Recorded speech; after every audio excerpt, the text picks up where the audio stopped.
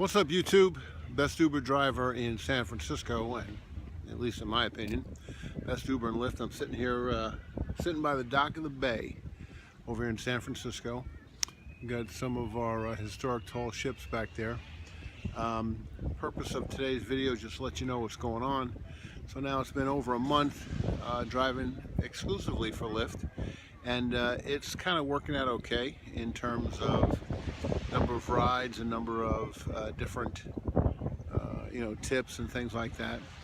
A lot of passengers keep telling me that, oh well, Lyft treats their drivers better, and the point that I make is that, well, as long as they pay me on time and pay me what's correct, that's pretty much all I need. I don't know what they could be doing so much better than Uber.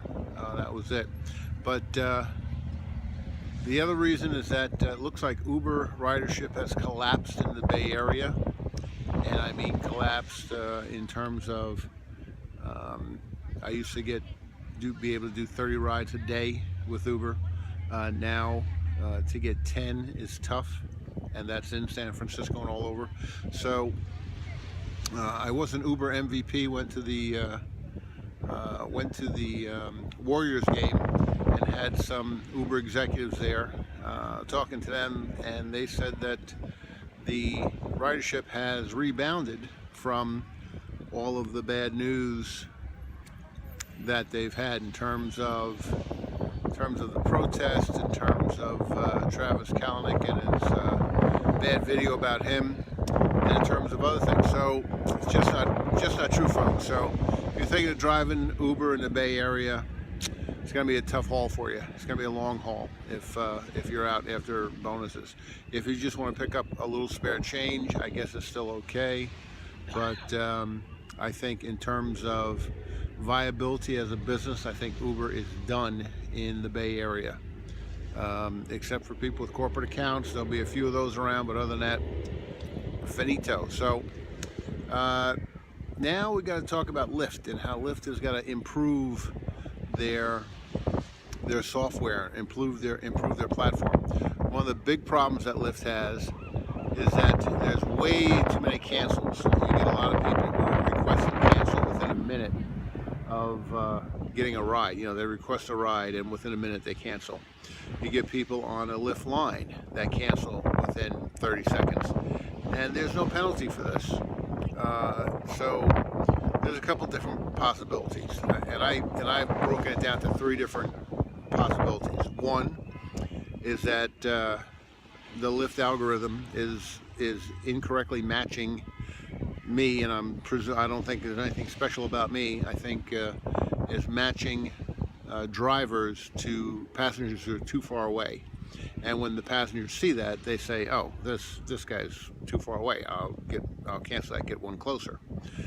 Or two, that their servers are not reporting our location accurately, so it gives people the impression that we're too far away when in fact we are not. And then the third possibility is that Lyft drivers are all on crack, or rather Lyft passengers are all crackheads, and they just have no patience. So I think one of those three things is true, or a little bit of all of them are true. But other than, and I'm getting like between 5 and 7 cancels a day like that, both on regular Lyft and Lyft line. So this is something that's been going on since I started driving exclusively for Lyft.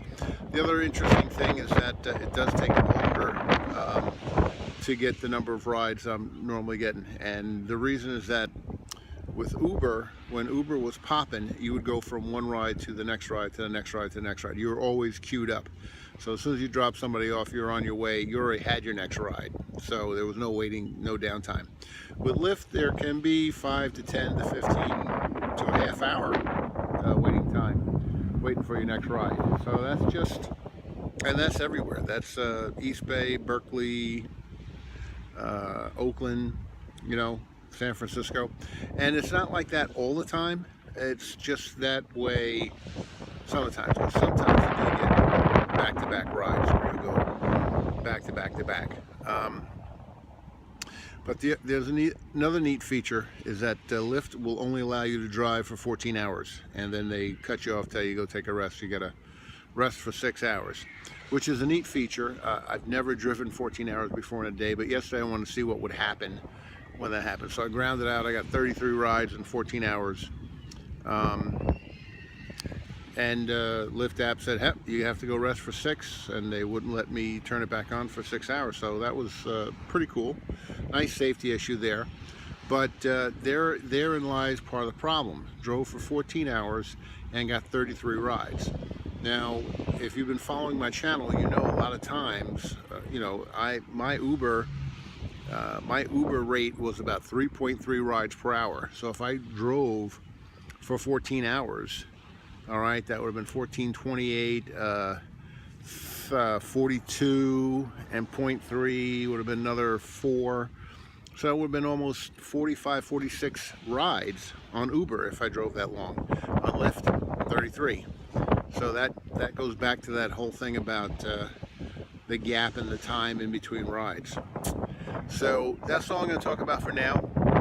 Hit me up, let me know if you've got similar or different experiences. Let me know how you liking the videos. I like the background. It's better than being inside the car, quite frankly. I'm all handheld though, but so it's a little shaky. But hit me back. Let me know what your experience is. And I guess we say drive safely, peace out, and lift it over on.